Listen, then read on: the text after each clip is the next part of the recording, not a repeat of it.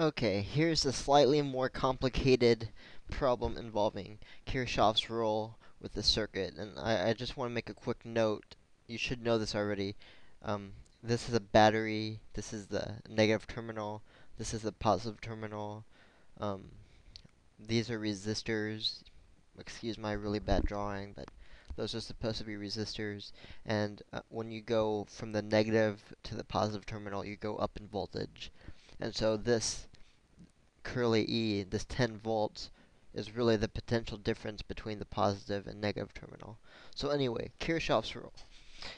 We have this current I1 starting out from the battery, and it splits off into I3 and I2 because it does. Because some of the current goes this way, some of it goes that way. That's just how it works. Kirchhoff's loop rule says any loop we make, no matter where, if we go all the way around and back to where we started, the voltage drop has to be zero. So, just to make it easy on ourselves, let's pick this point. First time we're going to go around like this. Second time we're going to go around like this. So, our first loop, we go along here, we go up 10 volts in potential right here.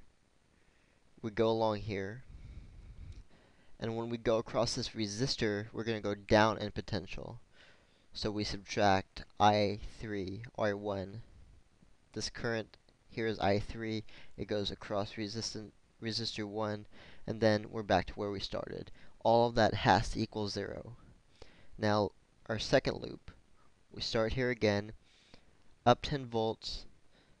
This time we go along with I2, and I2 goes across resistor R1, and so we have a drop in potential there equal to uh, I I2 times R2. I'm sorry, this is R2.